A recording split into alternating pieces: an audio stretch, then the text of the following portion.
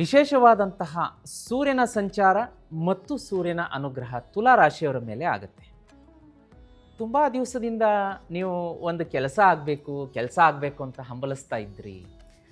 ಆ ಕೆಲಸ ಈ ವಾರ ತುಲಾ ರಾಶಿಯವರಿಗೆ ಕೈಗೂಡಲೇಬೇಕು. ಮನೆಯಲ್ಲಿ ಸಂತಸ, ಸಂಭ್ರಮ, ನೆಮ್ಮದಿಯ ವಾತಾವರಣ. ಕಾಂಗ್ರ್ಯಾಚುಲೇಷನ್ಸ್ ಹೇಳಕ್ಕೆ ಇಷ್ಟಪಡ್ತೀನಿ. ಬಹಳ ಒಳ್ಳೆಯದು. ತುಲಾ ರಾಶಿಯವರಿಗೆ ಈ ವಾರ ಗುಡ್ ನ್ಯೂಸ್ ಬರುತ್ತೆ. ಮನಸ್ಸಿನ ಒಂದು ಛಾಯೆಯ ಮೇಲೆ ಕವಿದಿದ್ದಂಥ ಕಾರ್ಮೋಡ, ಕತ್ತಲೆ, ಕಷ್ಟ ಎಲ್ಲ ಮಂಜಿನಂತೆ ಕರಗುತ್ತೆ. ಸೂರ್ಯ ಭಗವಾನರ ವಿಶೇಷ ಅನುಗ್ರಹ ಇರುತ್ತೆ. ಅದರ ಜೊತೆಗೆ ಬುಧನ ಸಂಚಾರದಿಂದ ಏನಾಗುತ್ತೆ ಅಂದರೆ ಕಮ್ಯುನಿಕೇಷನ್ ಶಾರ್ಪ್ ಆಗುತ್ತೆ.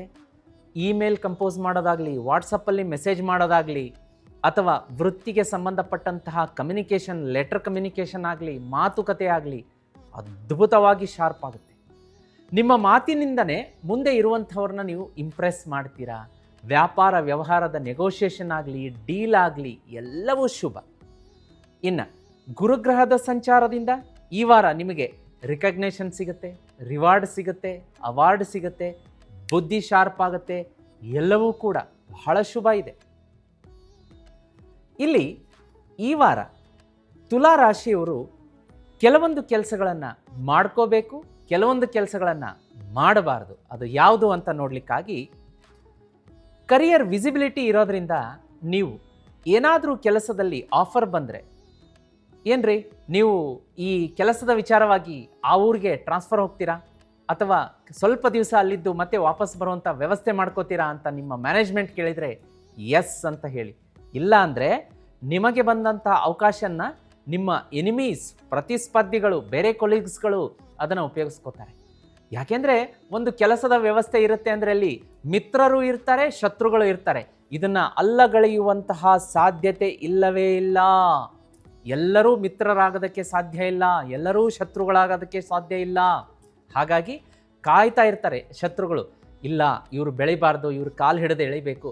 ಇಂತಹ ಸಂದರ್ಭದಲ್ಲಿ ತುಲಾರಾಶಿಯವರಿಗೆ ಈ ವಾರ ಒಳ್ಳೆಯ ಅವಕಾಶ ಬರ್ತಾ ಇದೆಯಲ್ಲ, ಯಾಕೆ ಮಿಸ್ ಮಾಡ್ಕೋತೀರಾ? ಎಸ್ ಅಂತ ಹೇಳಿ. ಅದೇ ರೀತಿ ಆಗಸ್ಟ್ 20ಕ್ಕೆ ಜುಪಿಟರ್ ನೋಡಿ, ಗುರುಗ್ರಹ ನಿಮ್ಮ ಕರಿಯರನ್ನು ಬೂಸ್ಟ್ ಮಾಡ್ತಾ ಇದೆ. ಏನೋ ಒಂದು ಹೊಸ ಐಡಿಯಾ ಬಂತು, ಹೊಸ ಇದು ಬಂತು ಅಂತ ಪಟ್ ಅಂತ ಮ್ಯಾನೇಜ್ಮೆಂಟಿಗೆ ಹೇಳಿಬಿಡಿ, ಅಲ್ಲಿ ತಪ್ಪಿಸ್ಕೋಬೇಡಿ, ಅದನ್ನು ಯುಟಿಲೈಸ್ ಮಾಡ್ಕೊಳ್ಳಿ. ಅದೇ ರೀತಿ ಕೆಲವೊಂದು ಗುಟ್ಟುಗಳನ್ನು ತುಲಾರಾಶಿಯವರು ಈ ವಾರ ಬಿಟ್ಕೊಡ್ಬಾರ್ದು. ಈ ವಾರ ಅಂತಲ್ಲ, ಸದಾ. ವಿಶೇಷವಾಗಿ ಈ ವಾರ ಇನ್ನೇನು ಅದು ನಿಮ್ಮ ನಾಲಿಗೆ ತುದಿಗೆ ಮಾತು ಬಂತು ಅನ್ನೋಷ್ಟೊತ್ತಿಗೆ ನೀವು ಅದನ್ನು ಹಿಡಿತದಲ್ಲಿ ಇಡಬೇಕು.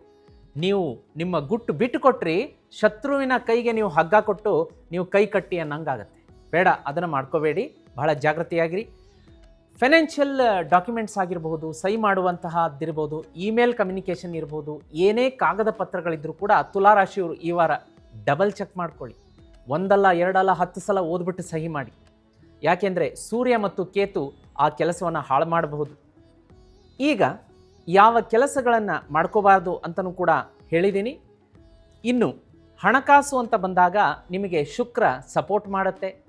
ಆ್ಯನ್ಸಿಸ್ಟರ್ ಕಡೆಯಿಂದ ಪ್ರಾಪರ್ಟಿ ಬರುವಂಥ ಸಾಧ್ಯತೆ ಇರುತ್ತೆ. ಅಥವಾ ತುಂಬ ದಿವಸದಿಂದ ನೀವೇನಾದರೂ PF ಅಮೌಂಟ್ಗೋಸ್ಕರ ಎದುರು ನೋಡ್ತಾ ಇದ್ದರೆ, ಅಥವಾ ಯಾರಿಗಾದರೂ ಹಣ ಕೊಟ್ಟು ವಾಪಸ್ ಬಂದಿಲ್ಲ ಅಂತ ಪರಿತಪಿಸ್ತಾ ಇದ್ದರೆ ಈ ವಾರ ಬರುವಂತಹ ಸಾಧ್ಯತೆ ಕೂಡ ಇದೆ. ಸ್ವಲ್ಪ ತುಲಾರಾಶಿಯವರಿಗೆ ಈ ವಾರ ಆರೋಗ್ಯ ಅಂತ ಬಂದಾಗ ಸ್ಟ್ರೈನ್ ಆಗುತ್ತೆ, ಹೆಲ್ತ್ ಫೆಟಿಗ್ ಇರುತ್ತೆ, ಸ್ಲೀಪ್ ಡಿಸ್ಟರ್ಬೆನ್ಸ್ ಆಗುತ್ತೆ, ಆಂಗ್ಸೈಟಿ ಇರುತ್ತೆ. ಇದನ್ನೆಲ್ಲ ಜಾಣ್ಮೆಯಿಂದ ನೋಡ್ಕೊಳ್ಳಿ. ಹಣಕಾಸನ್ನು ಪ್ರೊಟೆಕ್ಟ್ ಮಾಡ್ಕೊಳ್ಳಿ ಅಂತ ಹೇಳುತ್ತೆ ಈ ವಾರ ತುಲಾರಾಶಿಯವರಿಗೆ. ಹಣಕಾಸು ಬಂದ ತಕ್ಷಣ ಯಾರೋ ಬಂದರು ಸಾಲ ಕೇಳೋದಕ್ಕೆ, ತಕ್ಷಣ ಕೊಟ್ಬಿಟ್ರಿ ಹೆಂಗಾಗುತ್ತೆ? ಅದಕ್ಕೋಸ್ಕರನೇ ಹಣವನ್ನು ಪ್ರೊಟೆಕ್ಟ್ ಮಾಡ್ಕೊಳ್ಳಿ. ಯಾವುದೋ ಒಂದು ಮೂಲದಿಂದ ಹಣವನ್ನು ಯಾರೋ ತೆಗೆದುಕೊಂಡು ಹೋಗುವಂಥ ವ್ಯವಸ್ಥೆ ಆಗುತ್ತೆ. ಇಲ್ಲ, ಅದು ಹಾಗಾಗಿದೆ, ಇದು ಹಿಂಗಾಗಿದೆ, ಮನಸ್ಸು ಕರಗಿಸೇ ಬಿಡ್ತಾರೆ, ನಿಮ್ಮನ್ನು ಹಣ ತೊಗೊಂಡೇ ಹೋಗಿಬಿಡ್ತಾರೆ. ಸ್ವಲ್ಪ ಜಾಗೃತಿಯಾಗಿರಬೇಕಾಗತ್ತೆ. ಹಾಗಾಗಿ ವಿದ್ಯಾರ್ಥಿಗಳಿಗೆ ನೋಡ್ಲಿಕ್ಕೆ ಬಂದಾಗ ಎಲ್ಲವೂ ಕೂಡ ಶುಭ ಇದೆ. ಆದರೆ ವಿದ್ಯಾರ್ಥಿಗಳಿಗೆ ಒಂದು ಸ್ವಲ್ಪ ಯಾಕೋ ಆಂಗ್ಸೈಟಿ ಕಾಡುತ್ತೆ.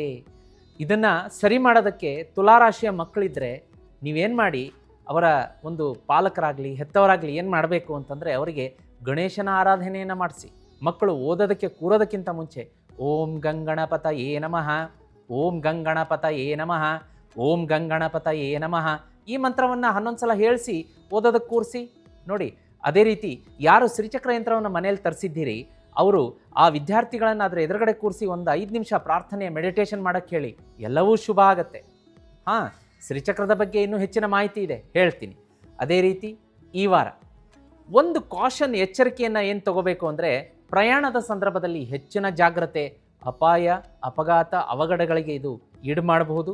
ಪ್ರಯಾಣದ ಸಂದರ್ಭದಲ್ಲಿ ನಿಮ್ಮ ವ್ಯಾಲ್ಯುಬಲ್ ವಸ್ತುಗಳನ್ನು ಕಳೆದುಕೊಳ್ಳಬಹುದು. ತುಲಾರಾಶಿಯವರು ಜಾಗೃತಿಯಾಗಿರಿ.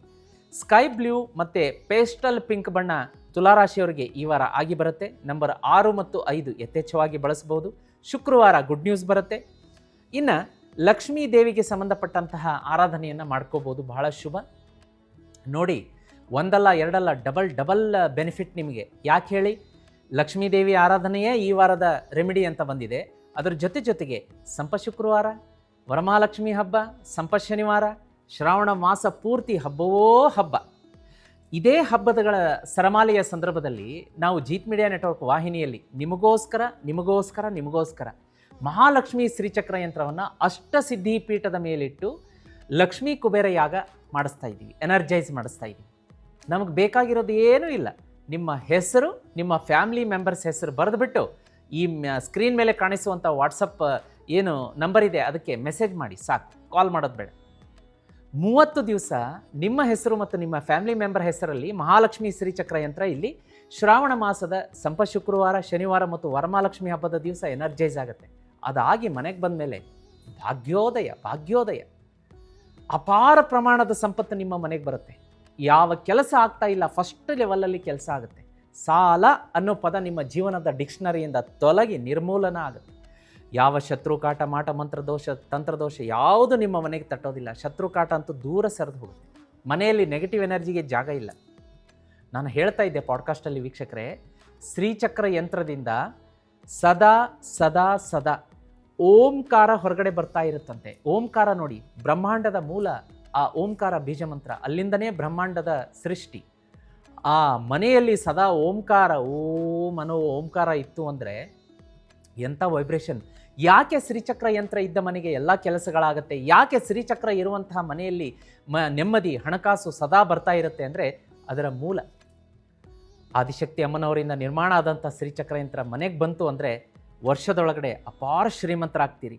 ಇಂಥ ಪರಮ ಪವಿತ್ರ ಶ್ರೀಚಕ್ರ ಯಂತ್ರವನ್ನು ಈ ಸಂಪಶುಕ್ರವಾರ ನಾವು ಎನರ್ಜೈಸ್ ಮಾಡ್ತೀವಲ್ಲ, ನಿಮ್ಮ ಮನೆಯಲ್ಲಿ ಸಂಪತ್ತಿಗೆ ಎಂದೂ ಕೊರತೆ ಆಗೋದಿಲ್ಲ. ಈಗಲೇ ಬುಕ್ ಮಾಡ್ಕೊಳ್ಳಿ, ಸ್ಕ್ರೀನ್ ಮೇಲೆ ನಂಬರ್ ಕಾಣಿಸ್ತಾ ಇದೆ ವೀಕ್ಷಕರೇ. ಹಾಗೆ ಈ ವಾರದ ರೆಮಿಡಿಯನ್ನು ನೋಡಲಿಕ್ಕಾಗಿ ಮಾತೆ ಮಹಾಲಕ್ಷ್ಮಿಗೆ ವಿಶೇಷವಾಗಿ ಪೂಜೆ ಮಾಡಬೇಕಾಗತ್ತೆ. ಸಂಪಶುಕ್ರವಾರ, ಶನಿವಾರ, ವರಮಹಾಲಕ್ಷ್ಮಿ ಹಬ್ಬದ ದಿನ ನಿಮ್ಮ ಯಥಾಶಕ್ತಿ ಯಥಾಭಕ್ತಿ ಪ್ರತಿ ಶುಕ್ರವಾರ, ಈ ಶ್ರಾವಣ ಮಾಸದ ಪ್ರತಿ ಶುಕ್ರವಾರ ಪೂಜೆ ಮಾಡ್ಕೊಳ್ಳಿ.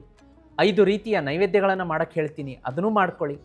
ಏನೂ ಇಲ್ಲ, ಒಂದು ಬೆಳ್ಳಿ ತಟ್ಟೆ ಇರ್ಬೋದು ಅಥವಾ ಬಾಳೆ ಎಲೆ ಮೇಲೆ ಇಷ್ಟೇ ಸ್ವಲ್ಪ ಮೊಸರು ಅನ್ನ, ಶುದ್ಧವಾಗಿ ಮಡಿಯಿಂದ, ಬೆಲ್ಲದ ಅನ್ನ, ಗೂಡಾನ್ನ ಅಂತ ಹೇಳ್ತೀವಿ, ಹರಿದ್ರಾನ್ನ, ಚಿತ್ರಾನ್ನ, ಬೆಲ್ಲದ ಪಾನಕ ಮತ್ತು ಹೆಸರು ಬೇಳೆ ಕೋಸಂಬರಿ ಎಲ್ಲವನ್ನು ಒಟ್ಟಿಗೆ ಬಾಳೆ ಎಲೆ ಮೇಲೆ ಒಂದರ ಪಕ್ಕ ಒಂದಿಟ್ಟು ನೈವೇದ್ಯ ಮಾಡಿ ಅರ್ಧ ಗಂಟೆ 1 ಗಂಟೆ ಆದಮೇಲೆ ಮನೆಯವರೆಲ್ಲ ಸ್ವೀಕಾರ ಮಾಡಿ. ವರ್ಷ ಪೂರ್ತಿ ಹೆಂಗೆ ಹಣ ಹರಿದು ಬರುತ್ತೆ ನೋಡಿ, ಎಲ್ಲ ಕೆಲಸಗಳಾಗುತ್ತೆ. ಇಷ್ಟು ಮಾಡ್ಕೊಳ್ಳಿ. ಆಮೇಲೆ ಮಾತೆ ಮಹಾಲಕ್ಷ್ಮಿಗೆ ಪ್ರತಿದಿನ ಬೆಳಗ್ಗೆ ನೀವು ವಿಶೇಷವಾಗಿ ಕನಕದಾರ ಸ್ತೋತ್ರ ಕೇಳಬೇಕಾಗುತ್ತೆ. ಗುರುಗಳೇ, ಕನಕದಾರ ಸ್ತೋತ್ರ ಎಲ್ಲಿ ಕೇಳಲಿ, ಎಲ್ಲಿ ಅಪ್ಲೋಡ್ ಆಗಿದೆ ಅಂತೀರಾ? ಜೀತ್ ಮೀಡಿಯಾದಲ್ಲಿ ಅಪ್ಲೋಡ್ ಆಗಿದೆ. ಜೀತ್ ಮೀಡಿಯಾ ಕನಕದಾರ ಅಂತ ಟೈಪ್ ಮಾಡಿ ಪ್ರತಿದಿನ ಕೇಳಿ. ಬರುವಂತಹ ಶುಕ್ರವಾರ ನೀವು ತುಪ್ಪದ ದೀಪದಲ್ಲಿ ಚಿಟಿಕೆ ಅರಿಶಿಣ ಹಾಕಿ ಮಾತೆ ಮಹಾಲಕ್ಷ್ಮಿಗೆ ಪ್ರಾರ್ಥನೆ ಮಾಡ್ಕೊಳ್ಳಿ. ಹೆಚ್ಚಿನ ಶುಭ ಫಲ ನಿಮಗೆ ಬರುತ್ತೆ. ಅದು ಅಲ್ಲದೇ ವಿಷ್ಣು ಸಹಸ್ರನಾಮ ಜೀತ್ ಮೀಡಿಯಾದಲ್ಲಿ ಅಪ್ಲೋಡ್ ಆಗಿದೆ, ಅದನ್ನು ಪ್ರತಿದಿನ ಬೆಳಗ್ಗೆ ಸಂಜೆ ಕೇಳಿ ತಪ್ಪದೆ. ಮನೆಯಿಂದ ಹೊರಗಡೆ ಹೊರಡಬೇಕಾದ್ರೆ ಓಂ ಶುಕ್ರಾಯ ನಮಃ ಅಂತ 11 ಸಲ ಹೇಳ್ಬಿಟ್ಟು ಹೊರಟ್ರೆ ಎಲ್ಲ ಕೆಲಸಗಳಲ್ಲೂ ಜಯ ವಿಜಯ ನಿಮ್ಮದೇ. ಜಯ ವಿಜಯ ರಂಗೋಲಿ ಹೊರಗಡೆ ಹಾಕೋಕ್ಕೆ, ಮನೆಯಿಂದ ಹೊಸ್ತಿಲು ಹೊರಗಡೆ ಹಾಕೋದಕ್ಕೆ ಮರಿಬೇಡಿ. ಇಷ್ಟೆಲ್ಲ ಮಾಡ್ಕೊಳ್ಳಿ. ತುಲಾರಾಶಿಯವರಿಗೆ ಈ ವಾರ ಬೊಂಬಾಟಾಗಿ ಅದ್ಭುತವಾಗಿರುತ್ತೆ.